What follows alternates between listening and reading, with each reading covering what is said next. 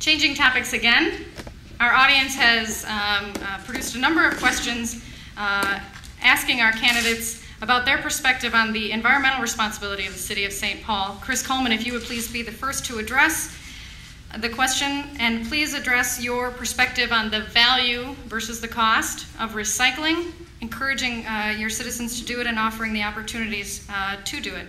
First, Chris Coleman. Well, I think one of the key things that we've been able to do in the City of St. Paul is really make St. Paul a leader on environmental initiatives across this country. We've been lagging on that for many, many years. One of the first things I did when I came into office was to sign the Mayor's Climate Protection Agreement that was signed by hundreds of mayors across the country that hadn't been signed by the City of St. Paul's mayor. And it was unfortunate because we were already doing so much of that. The work that we've done with district energy to really create an efficient heating system for downtown that uses biomass to be able to fuel that plant is an incredible example. It's known worldwide, and yet we weren't taking, I guess, enough kind of recognizing within our own walls what we were doing.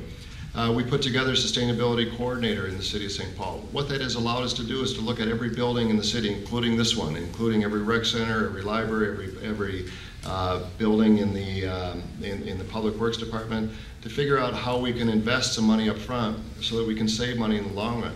We'll be saving millions of dollars in energy costs because we're investing up front some resources to retrofit those buildings so that they're more efficient, energy efficient. The recycling program in the City of St. Paul has been critically important.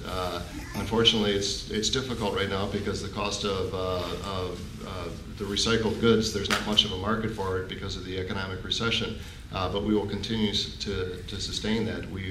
Again, St. Paul has been a long-term leader in environmental issues, and we were slipping on that. We have restored that position. Thank you.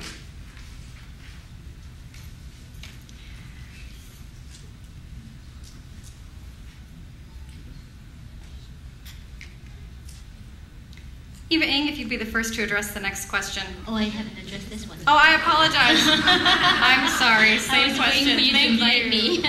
Please address the question. I'm sorry. Well, thank you. Well, did you guys know I'm an environmental health and safety coordinator for Texaco? So I understand all those laws, and we can do a lot of those things very sensibly without wasting a lot of money. Let me tell you a story real quick.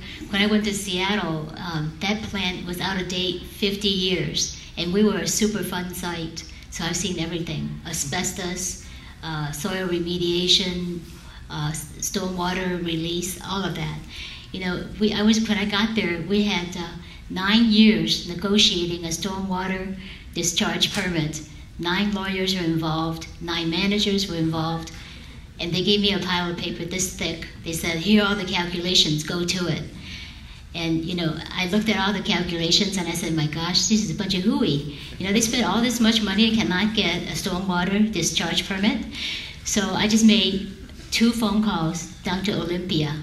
And I spoke with a gal named Jean Tran. She's also a chemical engineer.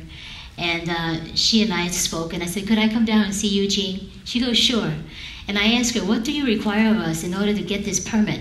She goes, well, here's the list of requirements. You could not exceed so many parts per million of this and that. And she gave me the whole list. I said, okay, we could do that. And I said, well, how do you want us to do it? She goes, I don't know, you tell me. So I said, how about this? We'll go ahead and test all water that we're releasing once a week. And if we meet these requirements that you gave me, could I, therefore, go to once a month testing? She goes, yeah, let's do that. And then if we do that, then if I did that for 6 months and we did it for a year, could I then get a permit? She goes, yes, you can get the permit. I didn't spend a dime. I spent 2 road trips down to Olympia, and we got that solved. Thank you, Eva. We can do a lot of this kind of thing for the city. Thank you, Eva. Your time has expired.